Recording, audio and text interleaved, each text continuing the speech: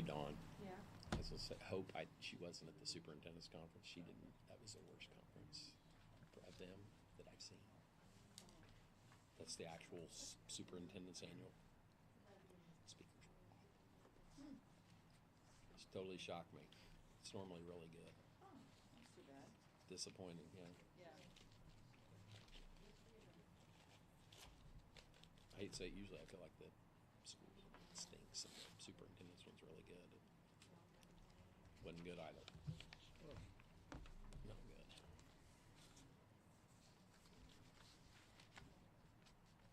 Jared and Dawn, they got packet here.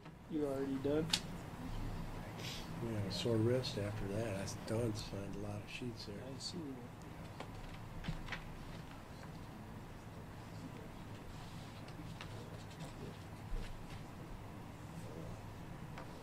Guess what? It's time.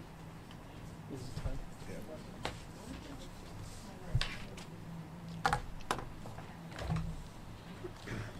Yeah. All right, at 6:30, we'll call the meeting to order. Pledge allegiance.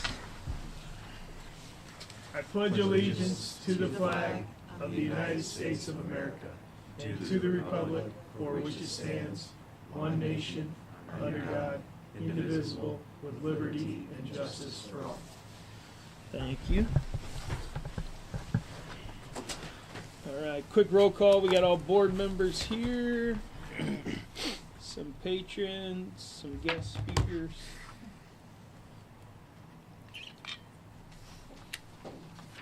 And there were no patron comments. We'll double check that. Thank you. Nobody's planning on speaking, right? Nobody did when I did. Gavin, you want to speak? All right. No patron comments. So we have item B, approval of agenda. Do I have a motion to approve the agenda? So moved. Second? Doyle first. Becker seconds. All those in favor say aye. Aye. Did you say aye, Tom? That's Yeah, your first aye. chance. So. Sorry. No, that's it. All those in favor say aye. Aye. That Aye. passes 5-0. All right. See, we have a presentation. We do. Hal is going to come present from ABM, and he can introduce the rest of his team. Hal and his team have been looking at our facilities and going to give us a little recap of what they've seen and what they recommend. Plug back in here. We want you to have that whole time. Yes. Scoot over here, Jim.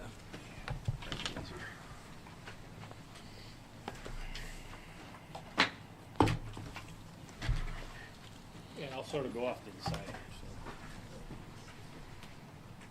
So. Feel free to interrupt me if you need to while this presentation. It's going to be more interactive, hopefully, than just me talking to you the whole time. But I'm Hal Davis. I'm the account executive for ABM. I actually just live north of the state line here in Niles, Michigan, so pretty close to you guys. I have two of my colleagues here. Dan Roth is our development person here on this job, senior project developer. John Isherwood is our regional sales director for the Midwest. This is your preliminary analysis. And when I talked to Keith about this is sort of a 30,000 foot view. So keep that in mind. This is not going to be real deep detail, but it's giving you a good overview of what we found so far and maybe what some potentials are for the district. So my agenda is just a program overview, the preliminary analysis finding, some potential funding sources, and then maybe a possible timeline as well. I want to start off first about characteristics of a thriving classroom, because I mean that's the reason we're all here. I'm a retired educator from Michigan as well. You guys being on the school board, this is really what you're all about, kids. This is why we're here. This is what we do, and what we need to do is make it the best possible way we can for kids.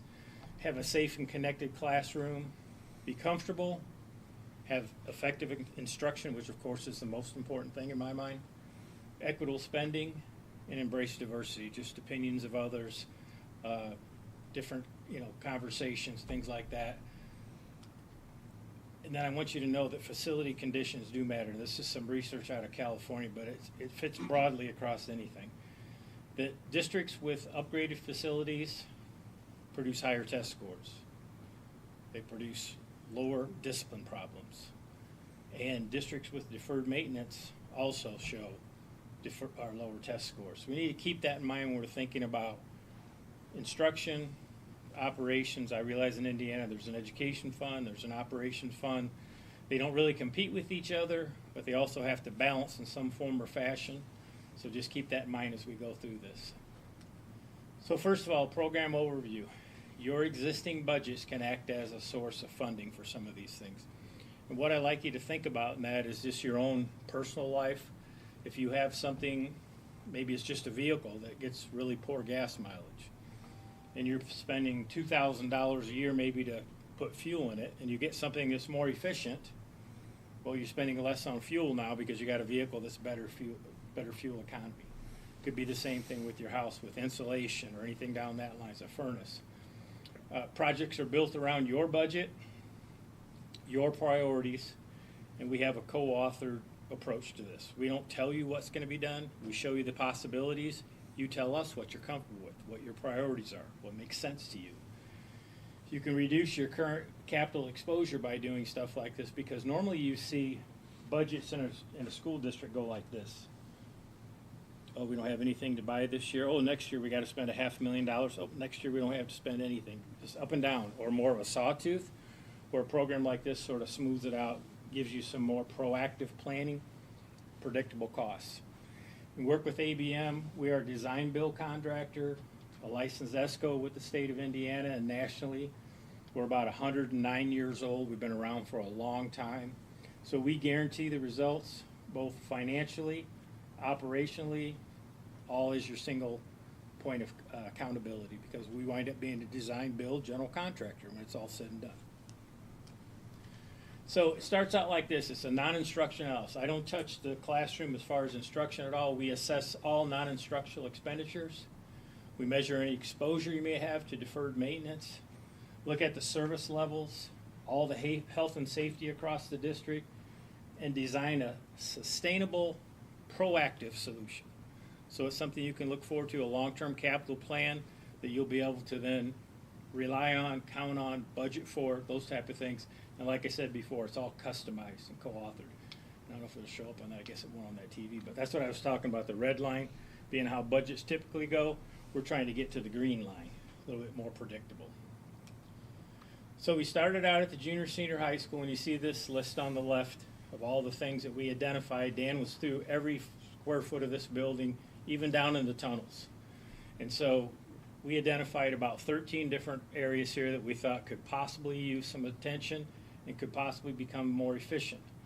In the lighting area, your HVAC, which is your heating and air conditioning, indoor air quality. Building envelope includes anything as far as insulation, includes caulking, includes windows. We looked at window film, all kinds of other things like that. Your kitchen hood controls. I've got water conservation, maybe some electrical upgrades. I got a few pictures to show you here. Look at power factor correction once we get a little deeper into the bills. Fire and security, fire safety. Like I said, window film earlier, the potential of solar. The ITC and the IRA money is still out there right now for commercial customers, and you fall within that. Doing a roofing analysis, pressure washing, and looking at tuck pointing in the building. And then through my conversation, maybe some athletic facilities, a weight room, locker room type of a situation here on this campus that would maybe make some sense in the long term. So there's just a few pictures. I have hundreds, but this are a few of them that what we saw while we were out there. The very top one on the left's the door, of course, and I see that's to the outside. And that's seals that aren't completely sealing off the outside. And I say it doesn't look like a big deal right there because it's a small crack. But if you go around the district and add all those up, you may come up with a hole that would be as big as that door. So if you had a hole in the wall as big as that door, you'd seal it, right? That's the whole concept behind that. The sinks up there talk about water conservation. The kitchen hoods, of course, with some type of controls for the ventilation. On the left, there's an older transformer that's probably close to the end of its useful life. And an air handler in the middle that looks fairly good, but we have no idea what the internal capabilities are as far as motors and freak drives and filters and indoor air quality and those things. And of course, there's a picture of your chimney that could become a lot more desirable if we tuck pointed that, power washed that, made that look a lot nicer. Then at the elementary school, I don't need to read all them to you, but they're basically the same items as what I pointed out in the junior senior high school. So they're consistent. There's a few things in here that I want to point out to you, though, that are a little more obvious to us. So the lighting, of course, both in the gymnasium and in the classroom area. Some destratification fans maybe in there could help with the actual airflow in there. The pumps and piping on the right, some insulation could come out to be very beneficial for putting out a lot of heat. In this picture right here, you may or may not know, these are in the mezzanine. So that building is all heated and cooled by what we call VAV boxes and about 30 small heat pumps.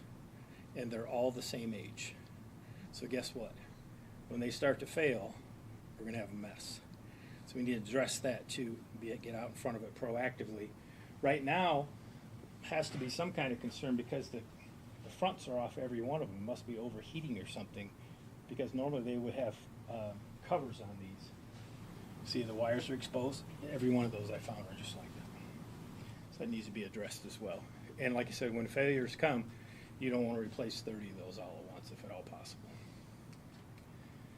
Administration building looks like, you know, quite a bit newer, at least newer than these two buildings. Has much less opportunity in it, but it does have a few areas that we could look at too in lighting, destratification, window film, maybe heating system tune-ups, get that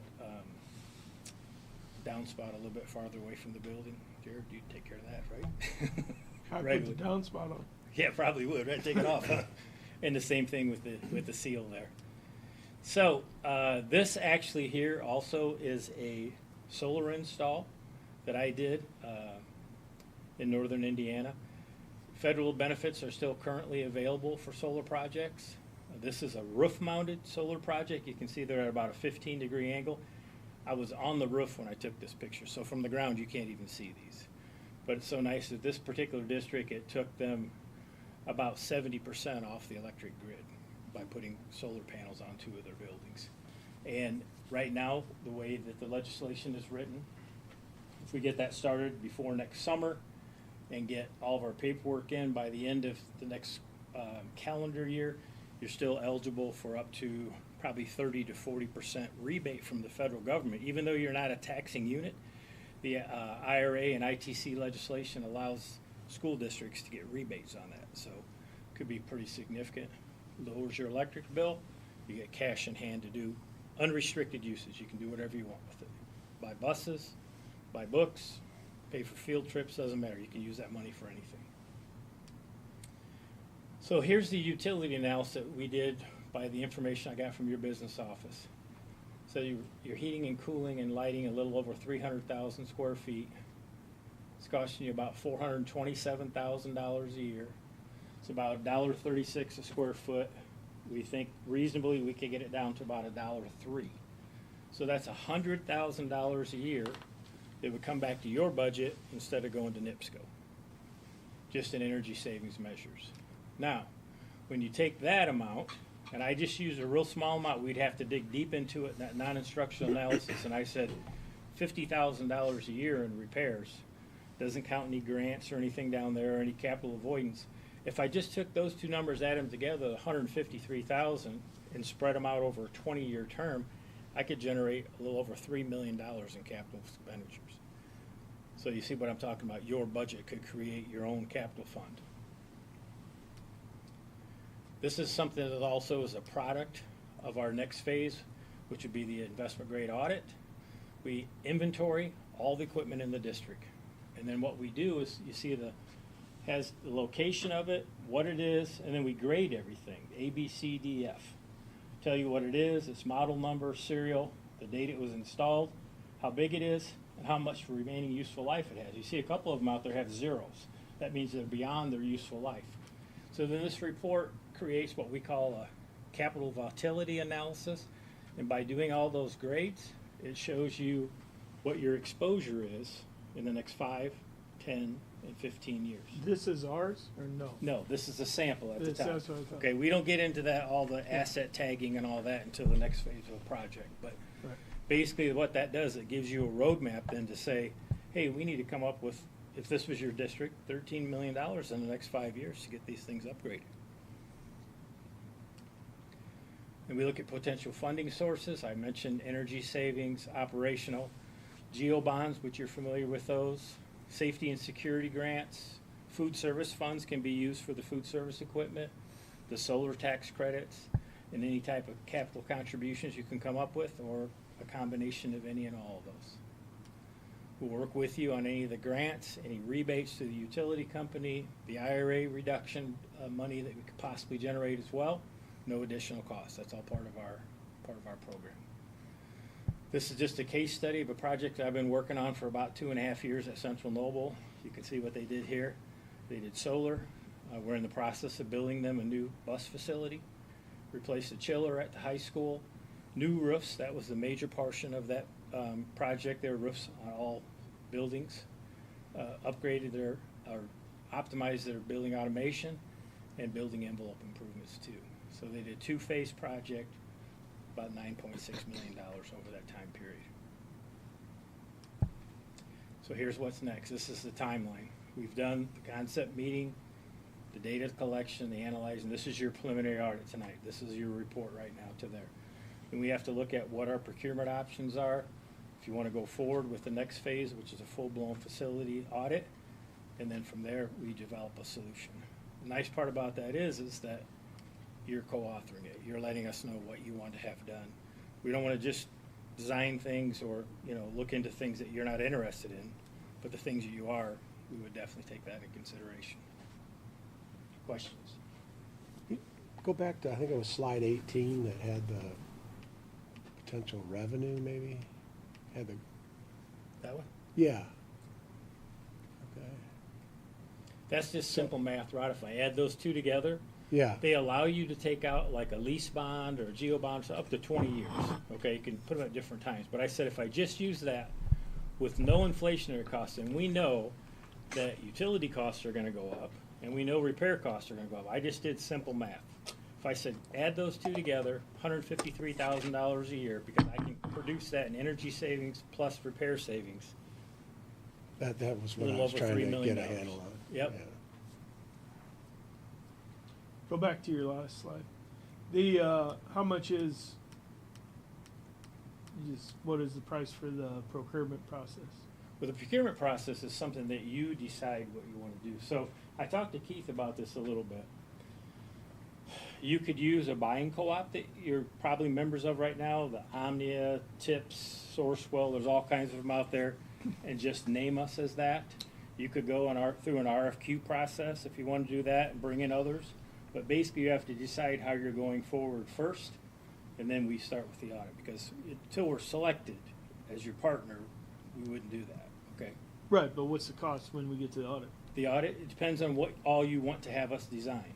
Okay, so that's what the next conversation is going to be. If you say, we'd like you to look at our HVAC systems because those look horrible, we'd like you to look at lighting, and we'd like you to look at 2 or 3 other things on here, maybe solar or something else. Because Dan, as the engineer, he's going to have to develop that stuff. He's going to have to get estimates on permitting. He's going to have to get stamp drawings for some of the stuff, like if we were to build a facility or something like that. He's going to have to get sign off with NIPSCO for solar connections, and then actually put together a package of all those together. So I didn't expect you to say we want to do everything, but whatever it is that you want to have us pursue, or you give us some parameters, Jared, and say, I want things that'll pay for themselves, and I want this thing over here, I want this locker room thing taken care of also. So if you say, do that, and items that will pay for themselves, and that gives us a little bit of a direction, and we can put together an audit cost from that. Are your fees percentage based then on what we decide? Is that how you guys establish the ultimate cost at the end of the day? No, so the audit cost is just to cover our cost of what we do in the design phase of it. If a project is created out of it, if we do all that and you say, yes, we like what we see, we know we could fund this, we want to do a project, you don't see a price at all for the audit. It just becomes part of the project, okay? The only time the audit price comes up is if we do all that work, and you go, that's great, we appreciate you doing this, we're gonna hold for now. Then we need to be reimbursed for what we have invested into doing the calculations and the engineering and all that kind of stuff. That's why I didn't want to give you a full-blown price, because we could be here for 6 months if we're doing everything.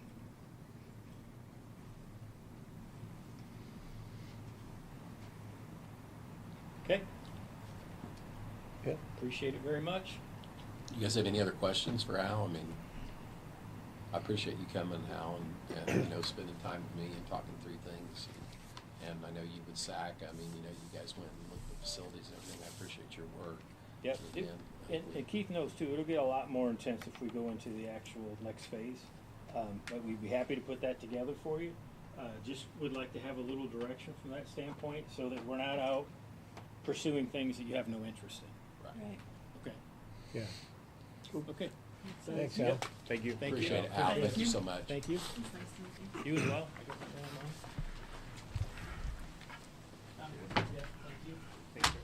You guys gonna leave? I mean, you can stay if you want, but.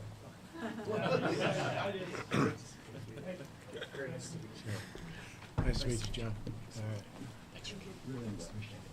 Thanks for taking that later, so appreciate it.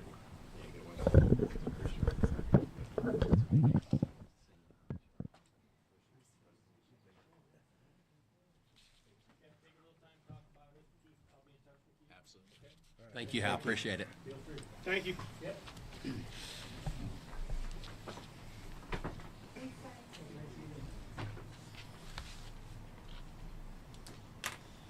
All right. Section D, consensus agenda. Yes, I recommend that the board approve with the one motion, one vote, the consent agenda as presented. Do I have, A first? motion to approve. Rob, A second. Tom, seconds. All those in favor say aye. Aye. Aye. Passes 5, those against 0. Passes 5-0. Any questions or conversation? Comments?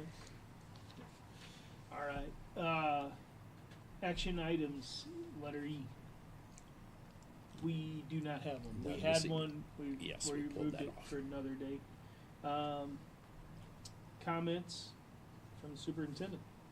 Again, we lost a tough football game on Friday, but kids played hard. The fact of the matter is, Pioneer is a good team, and you don't like to lose to anyone, but we got beat by a good team. And I told Jared today, I thought we just got beat by a better team. Some people may disagree, but on that night, I felt we got beat on a better team.